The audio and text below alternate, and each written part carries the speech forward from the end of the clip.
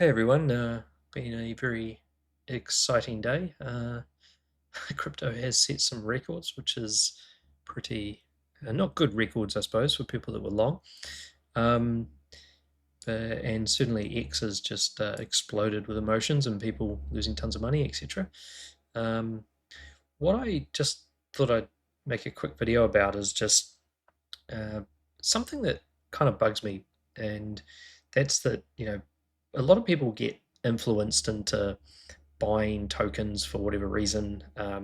There's always some narrative. There's always it's about the tech or it's something that this is going to be the next best thing, etc., etc. And maybe this video can just sort of save one person out there, but if someone ever says you should be buying a token, the first thing you should probably do, like if you are a spot holder, is you should look at it and you should say, well, what's the trend? And if you've got something like, Atom here, which has been in a 2-year downtrend, maybe even nearly a 3-year downtrend, then it's a tradable asset. You can long it, you can short it based on different moves that it creates, like when it bounces off hold levels and rejects from break levels, or that sort of stuff. But you shouldn't just buy it as a spot holder, and certainly this approach of accumulate under, or DCA into, or whatever, as a spot holder. Yeah, you could do that, but you could also just hold on to your own money and wait for this thing to actually change trend. And maybe you would never buy it because maybe it never changes trend. Maybe it goes to zero, and in this market, you sort of see everyone telling you to buy something, and they've all got some motive. It might be as innocent as they think it's good, so they bought it, and therefore, um, they're just trying to pass on advice that they believe to be true.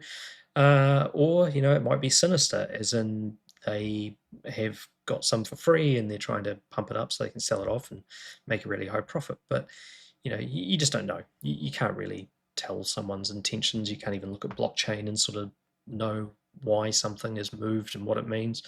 But what you can do is look at a basic chart and just go high, low, high, which is lower, lower, which is lower, high, it's lower again. Guess what? It's not the kind of thing you actually should be buying or holding as a spot position.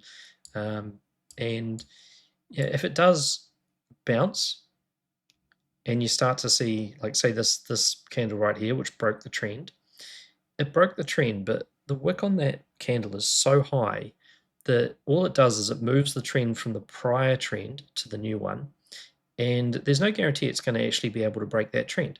So okay, you could take a buy there, but you would TP half of your purchase at the trend, and then you'd have your stop loss set to break even, and you would have got stopped out, and you would have made a little bit of money, and you would have avoided this. you know and all of this is just, it just can't get over the trend. Now, where is it going to find support? Well, the first place it could find support is going to be on the reverse side of this trend. So there's a lot of people out there just going, no, you can't have a 75% drop in a token. You can't have any of that. And these tools that we're working on at the moment, like, they pretty much just show you all the different support levels. Once this loses this trend, or if it can't actually gain this trend, is probably a better way of putting it. You just tell me where your next support level is. It's that. Right. Lucky it didn't go to that, because that was the next one, and I'm pretty sure that you can't go to -3 on a chart. So it's basic TA could have got you a tiny little move in here. You would have been out of it. You would have avoided all this. And if you wanted to try and catch a falling knife, you'd know where you could catch it. And as a spot holder, you should just never have bought this thing, from here.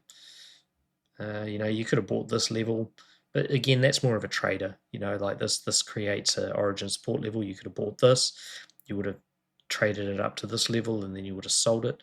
And that's $7 up to $11 or whatever. And then it rejects that origin level, so it's going to basically, from that point, it's going to go down. I mean, it's really going to go down because there's nothing actually of equivalent support to that that hasn't already been tested. And you can see it tried to hold, and you got that bounce there. So you could have scalped that. You get a downtrend, range trend that it's going to follow. You could scalp every time it bounces that trend, but it is very dangerous because it is a downtrend. So if you're going to scalp long on a downtrend, just you've got to know where to get out, and you'd be taking your absolute first resistances, on these things. But realistically,